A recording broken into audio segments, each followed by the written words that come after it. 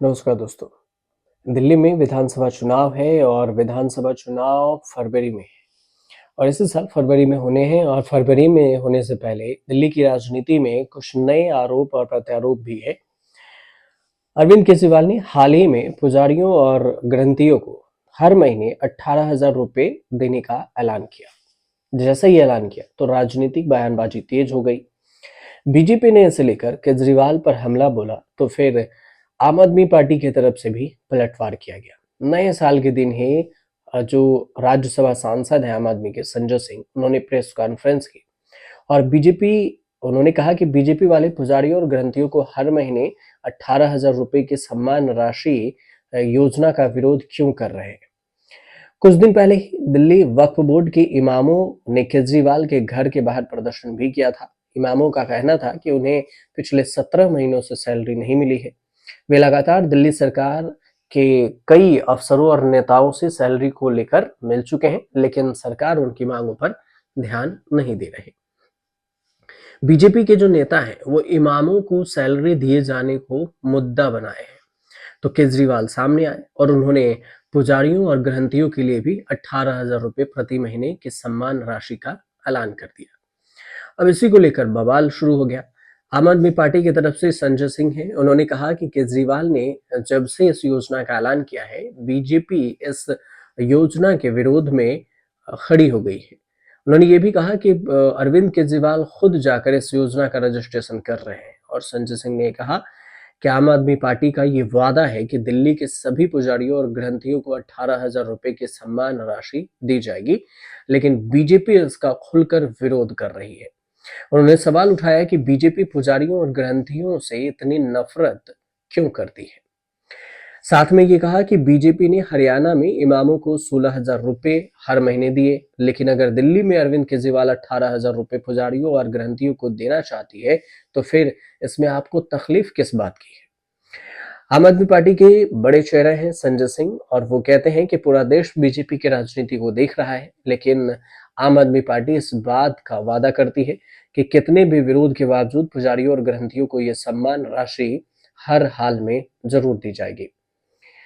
लेकिन इस पूरे मामले को लेकर इस योजना के ऐलान के बाद बीजेपी ने अरविंद केजरीवाल का एक पोस्टर जारी कर दिया, उन्हें चुनावी हिंदू बताया और इस पोस्टर के साथ ही बीजेपी ने कहा था कि केजरीवाल 10 साल से इमामों को सैलरी बांट रहे थे और राम मंदिर बनने से खुश नहीं थे और उनकी पूरी राजनीति हिंदू विरोधी रही, लेकिन अब उन्हें चुनाव आते ही पुजारियों और ग्रंथियों की याद आ गई है। मतलब चुनावी हिंदू बीजेपी ने बताकर उन पर हमला किया।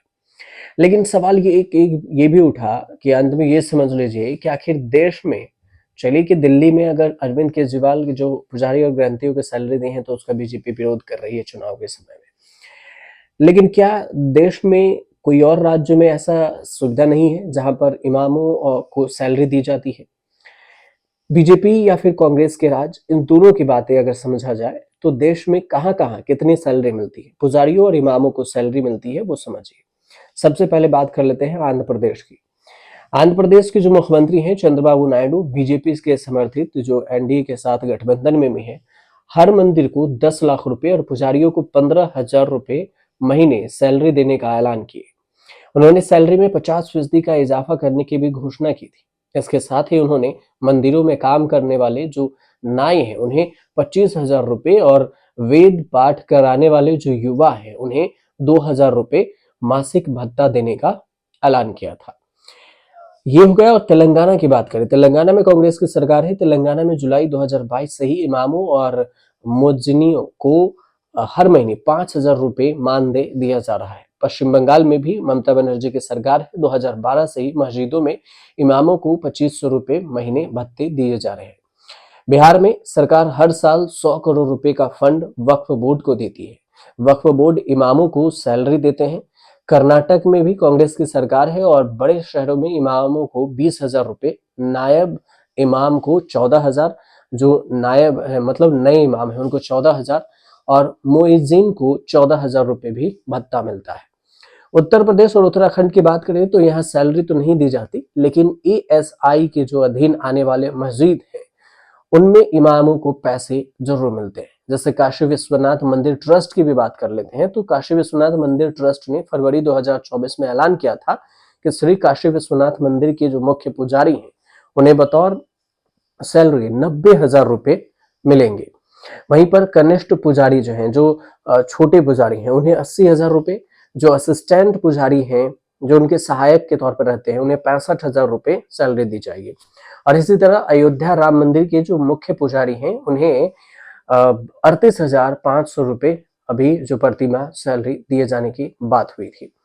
तो कुल मिलाकर अगर देखें तो राज्य के लगभग 10 से 12 राज्य तो ऐसे हैं जहां पर पंडित, पुजारियों, इमामों, ग्रंथियों को सैलरी भी दी जाती है।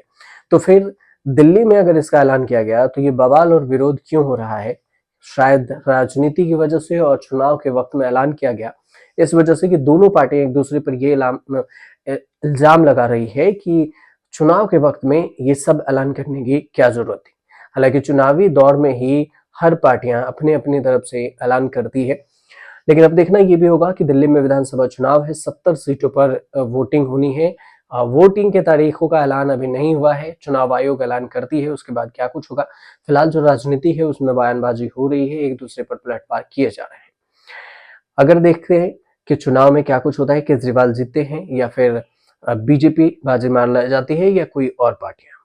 फिलहाल आपको जानकारी सही लगी हो तो चैनल को सब्सक्राइब कीजिएगा, शेयर कीजिएगा, और अगर आप दिल्ली से हैं जरूर बताइएगा कि आखिर दिल्ली का माहौल क्या है, कौन जीतने वाला है, किसकी तरफ बयारें चल रही है।